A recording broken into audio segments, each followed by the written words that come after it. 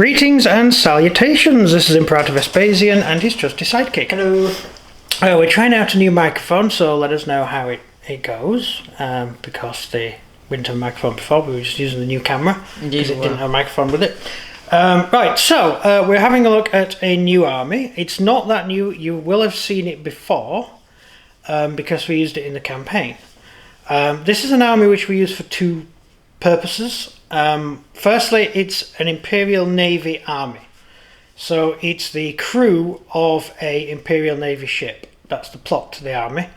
However, we also use them for Planetary Defence Force because the two do quite gel together quite well, especially in the campaign we're playing. Yeah. Yeah. So do you want to go through the history first, or the units, or history, or the background to this army is my favouriteest ever book is Flight of the Eisenstein. And in Flight of the Eisenstein you have a cast of characters and who are the crew of the ship. Who are these guys here? This is the characters out of the book, all the ones at the front. And the Eisenstein is a Imperial ship, and it has a crew on board, obviously, because it's an Imperial ship. And they decide to go traitor against the War Master and try to get back to Imperial forces to warn them that the War Master is a traitor. And they're led by 70-odd Death Guard who happen to be stationed on the ship when the whole heresy goes down. And Captain Garrow takes over, and interest ensures. So that was the kind of idea that sprang in my brain. And I started thinking about the actual figures. I made a few of the figures from the book just for fun, and I ended up building an army around it. And this is what we ended up with. So we have the command staff here. There's Captain Karaya with his battle wounds and his fake arm. See, he's got a fake arm. Is that in focus? Focus that in. Yeah, there you go. There you go. He's got his arm. Captain Karaya lost his arm due to a hold-out plasma gun. He fired it, and it during a boarding action, and he lost his arm. So he has a fake arm. Yeah, he rolled a 1. And during the Flight of the Eisenstein, the ship gets hit by a load of fire from Typhus's flagship, and everyone gets knocked off the chairs, and Captain Cryer gets saved by Garrow grabbing his hand, which breaks the arm, and he just slots it back in again because it's a robot arm. So that's lucky. Then you've got the rest of the command staff, the tech priest, along with the nav officer, the traitor, who is actually sided with Horus. He's the Vox officer there. He actually sides with Horus in the book, and he warns Typhus's flagship, or Typhon's flagship, that they're about to betray the War Master. And then we have Severnaya, who is the Psyker, the navigator, the ship's navigator. So that's quite good, isn't it? Oh, yeah. Yeah. I'll go on more of that later when we do the smaller videos. Then we have the weapons crew here, and you'll recognize these in a big way from the film, the Astartes film. Because when the Astartes film came out, I was making a ship's crew, and the Astartes film is about ship's crew fighting against space marines. So you have the rocket team, which you see in the Astartes film, and you have the autocannon. And if you look, the guy's got the mask on his face. If it will, there we go. He's got the mask on his face. He's done out exactly like the guy from Astartes. And the multi-laser, which comes to a bad end to a plasma gun. Yeah, it does nothing at all to him. It does absolutely nothing to Space Marine, yeah. Then we've got Navy Armsmen, and these are the ones that took the most to build. These chap here, if it will finally focus on him. Yes, there we go. That's a Navy Armsman. What do you think of him? These are cool. These are made out of a standard Imperial Guard body, but with all the features of all the features come from the Electro Priest box and the Mechanicus box, which gives you a nice... It enables you to convert your troops to Navy Armsmen, and I think I've made a good job of making them look like Navy Armsmen. Then we've got 3 small squads of regular troops, which are all decked out with specialist head swaps from various boxes of Games Workshop figures. If it will focus sooner or later. See, the whole point of the new camera was to have an awesome autofocus, which it will not focus. It does not like him. There we go. There we go. You see that face? He's got the breathing mask on with the beret and everything. And that's taken from the Imperial Scions. So that's quite good. So they've all got the beret from the Scions box. And it's taken quite a few different boxes to actually build this army. It's a shame there's not just a box for them. Yeah, they're into box for them. So I've made it through all sorts of bits and bobs from different armies. So these guys are all from the Adeptus Mechanicus box. These guys are for the Scions box. Some of the guys have got the Primaris pistol. Some of the Primaris Marines come with... see, the pistol he's got in his hand is a stubber, and the Primaris box has stub pistols in it. Or one of the Primaris boxes do, and that's where I got the stub pistol from. And you've got the tanks as well, which I completely forgot about. We have... Now, this is an Imperial Navy thing. The Imperial Navy does have tanks. They have vehicles on board because sometimes you fight Void War, and you need tanks because you've got large open spaces inside the ship where you can use tanks, and you can also put the tanks on the outside of the ship. On ships that carry Titans, the Titans stand outside the ship to shoot, and they have steel crenellations to hide behind, to use as shields, like castle battlements, but they're Titan-sized, and the Titans use them for cover during Void War. So the Titans fight on the decks of ships during the Void War. And so these are really old tanks, because this is an Imperial Navy ship. A lot of ships are really old, and they still have the original ships that were used during the Crusade. Or variants thereof. So we have 2 Malcador heavy tanks, 1 Malcador Defender, and this version of Malcador, which I can't remember the name of it, which is the flamethrower tank. All very useful for Void War in board ship. This thing would be able to keep a corridor completely clear. It would also be able to melt through a door, I would assume, given enough time. Then you've got the Defender, which will defend a junction on board a ship. It's very useful. And then you've got the Malcador regular tanks, because they're the just really old tanks that the ship still has on board. It works well too as a planetary defense force, because PDFs have really old equipment. They don't tend to be equipped with the best, and so a lot of PDF troops probably have the original tanks during the founding of the colony still knocking around. So you can use these as PDF troops, planetary defense force troops, because these were the original tanks. These tanks are 10,000 years old, and the planetary defense force still has them in operation. So there you go. So what do we want to know next? Well, they have their own navigator. Yes. How come? It's not really a huge thing. Wouldn't the people occupying the ship be the ones with the librarians and stuff, rather than giving normal troops their own librarian type? He's the ship's navigator.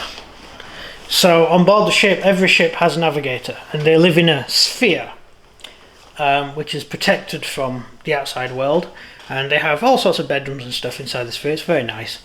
And the navigator is able to use his psychic powers to locate the navigation beacon of Holy Terror, and various other navigation beacons around the galaxy. So the navigator, the ship itself will just jump into warp using its warp engines. But as soon as it's in the warp, the navigator says go left and down a bit, and then the ship will fly towards where the navigator wants to go. Okay, next one. How big are these ships that you can have a whole tank defending a corridor? Like a corridor, like a hallway. The Eisenstein is a frigate. It's a small ship, and it's about 3 miles long. They're big ships, huge. I mean, if you take my second favourite novel is the Space Wolf novel. Wolfbane. Wolfbane, yes. Thank you for telling me what my special favourite book is. Yeah, my favourite book, second favourite book is Wolfbane, and in Wolfbane, the Space Wolves board the Harafnikel, and the Harafnikel the Space Wolves are on the Harafnikel. They board the Horus's flagship, and there's a huge battle through the flagship. An entire Space Marine chapter fights on board this ship. So the gaming terrain you're using is the ship, the interior of the ship. They're inside the ship as they fight the war. And they're fighting on board the ship, and they're fighting to the engine rooms, and they're fighting on the gun decks. So basically, it's like one of them card games, when you have floors. You used to have it. Yeah. Where you have practically, like, you have one for any of President, yeah? Yeah. You have a bunch of cardboard, which is actually like inside a ship. Yeah. Moving around, like Space Marine Tactics, that game or something. Yes. Like that. You mean Space Hulk? Yeah, that's it. That's what you mean, yeah. So that's basically what it is. Yeah, and we had another game as well, which was where you had these huge, like one of these, but it was a ship. There's interiors. That's basically what they're for. So why would you have a tank on board a ship? Because some of the corridors are a mile long, and they're big enough for a Titan to walk down. And so you are fighting major engagements. In Devastation of Baal, you've got this brilliant scene where they're actually fighting on board the ship. There's a battle fought on board the ship. One of the Heresy books. There's a fortress, like a Blackstone fortress, but it's not. I don't think it's Blackstone fortress. And they're trying to hold a junction, and they've got an entire Imperial Guard regiment holding a junction on board this space fort. But why don't you just make it way more simple to have normal ships? Have it just Space Marine height, not full-on corridors to fit a tank in. It's to carry stuff. You have huge amounts of volume on board ships because you're in space, and you need to move huge amounts of things from one place to another. So what you do to make sure you don't have such bad attacks on ships is have a whole column of ships going to the same place carrying loads of stuff. Yes, you do. Then why do they keep losing 24/7? I mean, no. Yes. You've got a convoy of ships. Yes, a convoy of ships. Gets attacked by a battle fleet. Now you've got a convoy of ships protected by 6-7 frigates, maybe something heavier, maybe a destroyer. Sorry, not a destroyer. A battleship. A convoy would have a battle fleet near it. No, it would be. I would have escorts. You would have frigates. But the whole point of having a convoy is that you have a failsafe. So if you do get attacked, there's a battleship fleet nearby. Yeah. I take it there's no battleship fleets nearby. Yes, they have escorts. That's an escort, not a nearby. Yes, that is your escort. No, your primary battle fleet is fighting a space battle, or it's bombarding a planet. You don't just have one battle. You can't have a battle fleet defending one convoy. No, that's the thing, that you wouldn't have just one convoy. Well, in the Second World War, the Americans needed to get all their army, 4 million of them, to Britain, because they were planning on invading France. Right? So you had to get 4 million American soldiers to Britain. And so what the Americans did and what the British did, they created the world's biggest convoy, and they crammed everything in it, and they just sailed straight across and sank anything that was in front of them. Yeah, there you go. And that's how it worked. Unfortunately, that meant that no one was attacking the German submarines that were operating elsewhere. No one was dealing with anything else. We had to concentrate everything just to get those troops to Britain. And remember, every ship sunk is several hundred men you lose. Luckily, the Americans didn't lose any. They did really well in that single push to get over here. But you're not able to carry out any other operations during that period because you've withdrawn all your ships from where they should be, defending supply routes and stuff like that, or supporting ground forces in Mediterranean, wherever. So you are now seriously limiting the ability of your navy to operate because you're using your navy to protect something else. You're not using your battle fleet as a battle fleet. You've taken it out of the game for those 2-3 weeks it took to do it. Well, that's not my questions anyway. Well, it's an interesting point though. But yes, that's why you have tanks on board ships, because it's 40k. Think 40k, you think of something like one of the biggest warships, aircraft carriers. You think of something like one of the big American aircraft carriers, which are the biggest warships afloat, right? They're huge, they're cities, they have supermarkets on board, they're massive things, right? That would be a very, very, very small planetary defense ship in 40k. That would be a little planetary defense shuttle or a destroyer in 40k. In 40k, you have ships miles and miles long. Do you get the scale idea? So yeah, you're going to have tanks on board. You're going to need that sort of stuff. And also, say you're on patrol. Say your frigate is your tiny frigate, which is still several miles long and has several thousand men crew.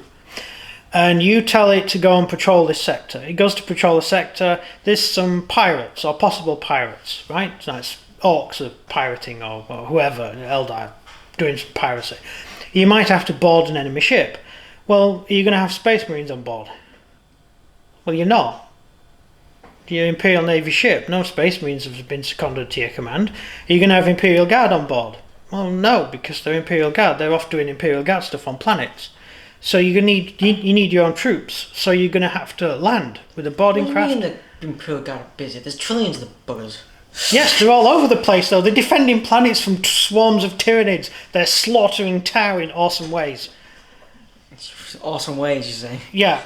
They're killing people out Yeah, there, really. Imperial Guard. Yeah, they're soaking up Tau bullets to give the 3 Space Marine squads you've got time to wipe the Tau out. Jesus. Yeah, but so you're going to need troops.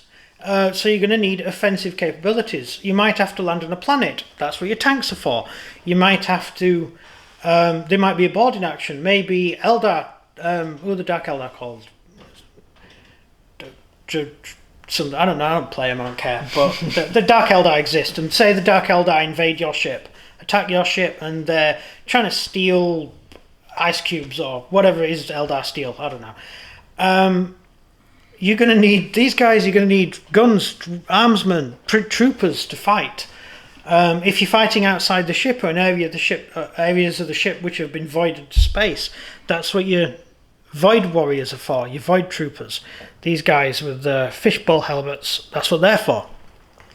So you have many things that you need to do in the 40k universe, and this is a army you would do that with. That's all my questions. That's all my questions. I've got a couple of things to point out. What's the biggest air force in the world? You told me this already. I know, we talked about it the other day. America. What's the second biggest air force in the world? It's America. Is US Navy. Yeah. Yeah. And the US Navy, the US Army has more boats than the Navy. Because they have landing craft. The Navy don't have landing craft. That's an Army thing. Yeah. Anyway, that's it. That's the end of this video. We will be doing videos on the actual rules and law and stuff we built about this army shortly, so please keep a lookout for that. So this has been Imperator Vespasian. That's everything from me. And everything from him. Goodbye. See ya.